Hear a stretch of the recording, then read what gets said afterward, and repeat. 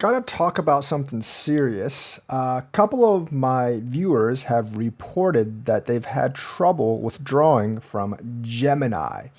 And looking on social media, Gemini has not said anything about officially halting withdrawals, but looking at some of the comments, especially on platforms like Reddit, there have been several people in the last, I think, month or so, even like day or even last couple of days, that have actually said that, hey, we're having trouble with withdrawals, we're getting a holdup. Did a little bit more digging, and it seems like there's some temporary hold based on regulatory matters. Now, we know that Gemini might be in a little bit of financial trouble leading up to its IPO, and they might want to shore up things. So I do think this will actually get resolved fairly soon, but it must be frustrating for people that are dealing with it right now. Obviously, Gemini wants to have more money going into its IPO. Probably a lot of people are actually looking at it. They did report something like $280 million worth of loss last year. So they could just be shoring up finances and using some of these user funds and looking for excuses to halt withdrawals temporarily. A couple of people are like, yeah, I'm glad I didn't really basically put a lot of my money into Gemini recently. And that's probably a good thing because it is always a pretentious time once they're trying to IPO.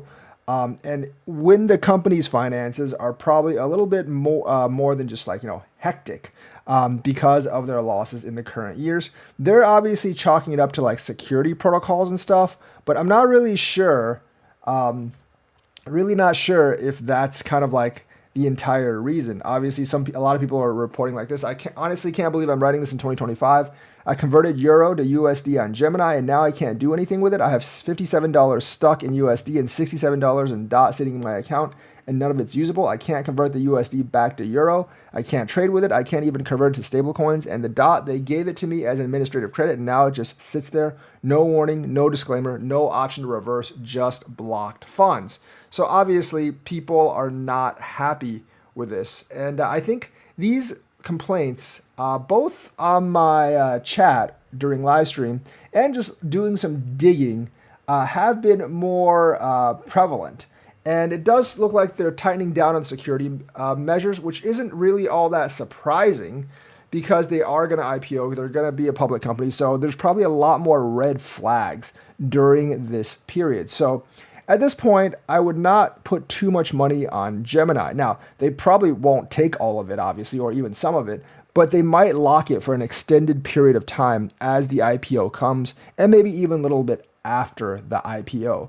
So the thing is, I would use other exchanges at this point, notably Coinbase, Kraken. I actually use Kraken to cash out myself. And of course, if you don't mind USDT deposits and withdrawals, you can use a platform like BitUnix, which has a lot less fees. Use the link in my description if you're going to do that to trade on BitUnix. But I would actually look at other exchanges, and if you want the big ones, Coinbase and Kraken are probably the way to go. I know a lot of people have bad feelings toward Coinbase, but I've honestly never really had too much trouble with it, except for that time that the guy actually put a virus in my computer and somehow hijacked all my accounts, including my Coinbase account. But that's really more my fault than their fault. So realistically, Gemini right now may not be the best option for an exchange.